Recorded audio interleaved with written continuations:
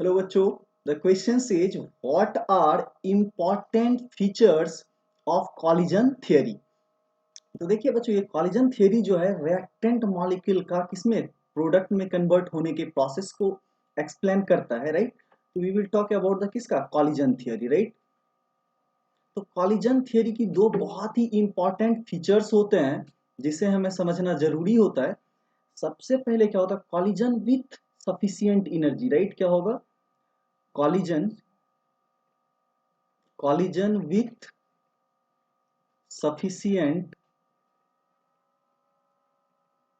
activation energy, right, sufficient activation energy। इसको क्या समझना है कि अगर कोई रिएक्टेंट किसमें जा रहा है, प्रोडक्ट में जा रहा है, राइट।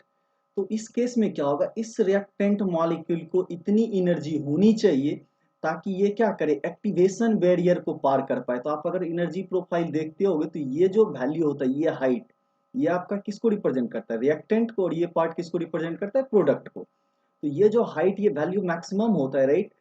रिएक्टेंट से किसकी एनर्जी, ये मैक्सिमम टिप की एनर्जी, इसी को हम लोग क्या बोलते हैं, एक्टिवेशन एनर्जी। दैट मीन्स जब कोई भी दो मॉलिक्यूल आपस में कोलाइड कर रहा होगा तो इसके पास सफिशिएंट एनर्जी होनी चाहिए ताकि ये क्या कर पाए, इस एक्टिवेशन बैरियर को पार कर पाए, राइट। और दूसरा इंपॉर्टेंट होता है orientation of collision, right. Orientation orientation of collision.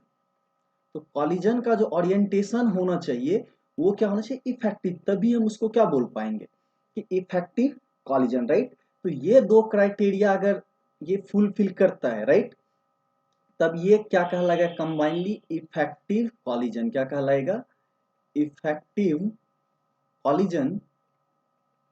और इफेक्टिव कॉलिजन के बाद ही कोई रिएक्टेंट मॉलिक्यूल किसमें कन्वर्ट हो पाता है, प्रोडक्ट में, राइट। जैसे फॉर एग्जांपल हम समझें कि मान लीजिए अपने पास एक क्या है, एच आई मॉलिक्यूल है। क्या है, एक H I molecule, right. This is your hydrogen and this is your iodine. तो इसका जो कॉलिजन होगा कुछ इस तरह से, मान लीजिए फिर से ये आयोडीन हो गया और ये हाइड्रोजन हो गया, right. This is your iodine and this is your hydrogen.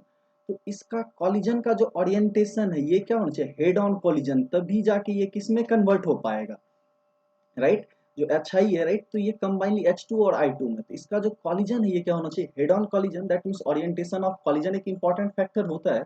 और दूसरा, जब ये कॉलिजन हो रहा है तो इसके पास क्या होनी चाहिए, sufficient energy to part, right, किसको, एक्टिवेशन एनर्जी को, right, to sufficient activation energy to convert into the product. So I hope you all guys understand it well. Thank you. Stay tuned.